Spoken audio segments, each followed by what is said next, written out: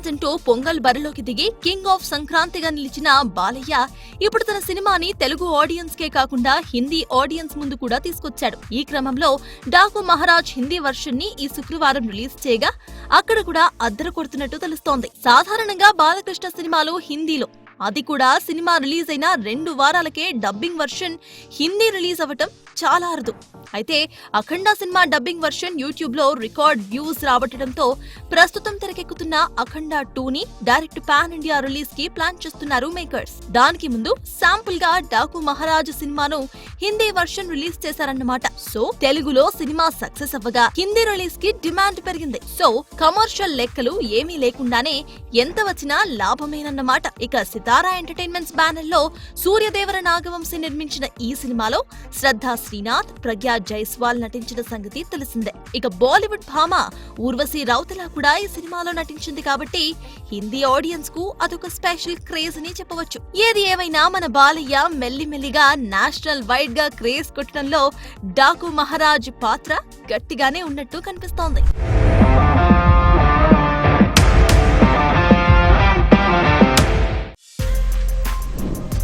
For more videos like this, subscribe Big TV channel.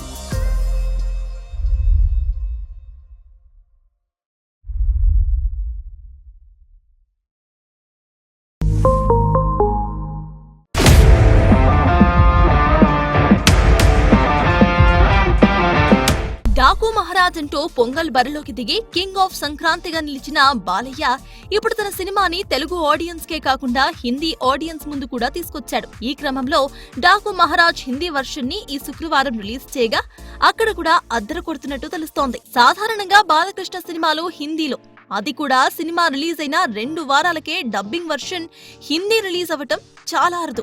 అయితే అఖండ cinema dubbing version YouTube లో record views రాబట్టడంతో ప్రస్తుతం తెరకెక్కుతున్న అఖండ 2 ని డైరెక్ట్ పాన్ ఇండియా రిలీజ్ కి plan చేస్తున్నారు మేకర్స్. దానికి ముందు శాంపుల్ గా డాకు మహారాజ్ సినిమాను హిందీ వర్షన్ రిలీజ్ చేశారన్నమాట. సో తెలుగులో సినిమా సక్సెస్ అవ్వగా హిందీ రిలీజ్ కి డిమాండ్ పెరిగింది. సో కమర్షియల్ లెక్కలు ఏమీ లేకుండానే ఎంత వచ్చినా లాభమేనన్నమాట. ఇక సితారా ఎంటర్టైన్మెంట్స్ బ్యానర్ లో సూర్యదేవర నాగవంశీ నిర్మించిన ఈ సినిమాలో శ్రద్ధా శ్రీనాథ్, ప్రగ్యా జైస్వాల్ నటించిన సంగతి తెలిసిందే. ఇక బాలీవుడ్ భామ ఊర్వశి రౌతెలా కూడా ఈ సినిమాలో నటించింది కాబట్టి హిందీ ఆడియన్స్ కు అదొక స్పెషల్ క్రేజ్ అని చెప్పవచ్చు. ఏది ఏమైనా మన బాలయ్య మెల్లిమెల్లిగా నేషనల్ వైడ్ గా క్రేజ్ కొట్టడంలో డాకు మహారాజ్ పాత్ర గట్టిగానే ఉన్నట్టు కనిపిస్తోంది.